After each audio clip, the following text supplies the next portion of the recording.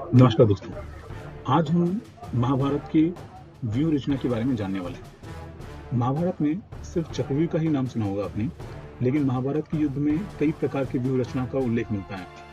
युद्ध को लड़ने के लिए पक्ष या विपक्ष अपने हिसाब से व्यूह रचना करता था। व्यूह रचना का अर्थ है कि किस तरह सैनिकों को सामने खड़ा किया जाए। आसमान से देखने पर यह व्यूह कैसे दिखाई देते थे, इस बात पर निर्भर करता था। जैसे क्रॉन्च व्यू, तो आसमान से देखने पर क्रॉन्च पक्षी अर्थात सारस की तरह दिखाई देता था, जिसमें सैनिक सारस की तरह कतार में खड़े रहते थे। चक्रव्यूह को आसमान से देखने पर एक घूमते हुए चक्र की तरह दिखाई दे रहा था, उसे कहते थे चक्रव्यूह। हम आज व्यू के अलग अलग प्रकारों को एक एक करके देखेंगे। पहला व्यू का प्रकार है वो है गरुड़ व्यू। गरुड़ पक्षी का चित्र तो आपने देखा ही होगा, जैसा आपने इस पिक्चर में आप देख रहे हैं। यह विशालकाय पक्षी भगवान विष्णु का वाहन है। युद्ध में सैनिकों का विपक्षी सेना के सामने इस तरह पंक्तिबद्ध खड़ा किया जाता है कि जिसे आसमान से देखने पर गरुड़ पक्षी जैसी आकृति दिखाई दे। इसे ही गरुड़ व्यूह कहते हैं।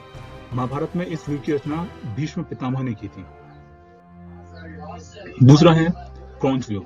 क्रॉन्च सारस की एक प्रजाति है। इस व्यूह का आकार इस पक्षी की तरह होता है।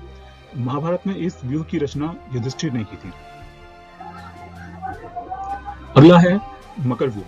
प्राचीन काल में मकर नाम का एक जलचर प्राणी होता था। मकर का सिर तो मगरमच्छ की तरह, लेकिन उसके सिर पर बकरी के सींग जैसे सींग होते थे, मृग और सांप जैसा शरीर, मछली या मोर जैसी पूंछ और पैंथर जैसे पैर दर्शाए भी होते थे। वैदिक साहित्य में अक्सर तिमिंगिला और मकर का साथ साथ जिक्र होता है, लेकिन संभवतः यहाँ व्यूह रचना से तात्पर्य मगर से होगा, मकर से नहीं।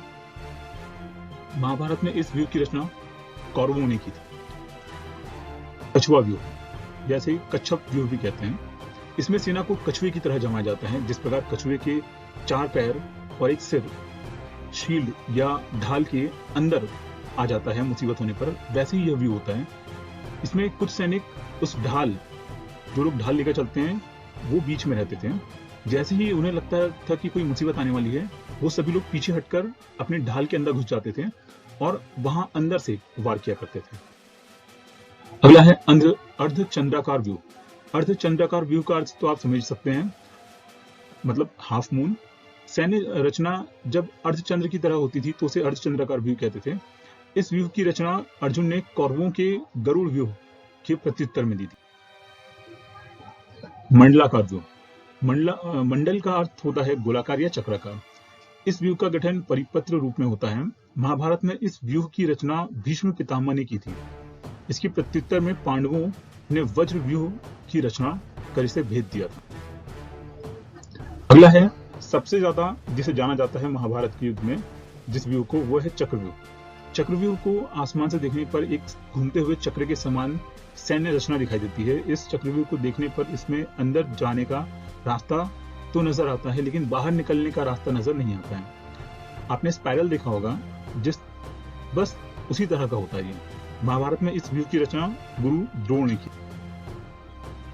अगला है वज्र व्यूह। आप वज्र के बारे में तो जानते ही होंगे। वज्र भगवान इंद्र का, देव इंद्र का एक शस्त्र था। वज्र एक तरह का हथियार होता है। ये 2 प्रकार का होता था, पुलिस और अशानी। इसके ऊपर के 3 भाग तिरछे टेढ़े बने होते थे।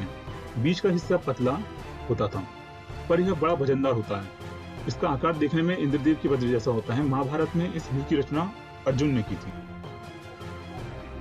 अगला जो है वो है और्मी व्यूह। पांडवों के वज्र व्यूह के प्रत्युत्तर में भीष्म ने और्मी व्यूह की रचना की थी। इस व्यूह में पूरी सेना समुद्र के समान सजाई जाती है। जिस प्रकार समुद्र में लहरें दिखाई देती है, ठीक उसी प्रकार सेना पांडवों पर आक्रमण करने के लिए और्मी व्यूह का उपयोग। अगला है श्रृंगार का व्यूह। कौरवों के और्मी व्यूह के प्रत्युत्तर में अर्जुन ने श्रृंगार का व्यूह की रचना की थी। ये व्यूह एक भवन के समान दिखाई देता है। संभवतः इसे ही 3 शिखरों वाला व्यूह कहते होंगे। इसके अलावा सर्वतोभद्र और सपर्ण व्यूह का उल्लेख भी मिलता है। Thank you for watching this video. Please like, share and subscribe this channel. Thank you.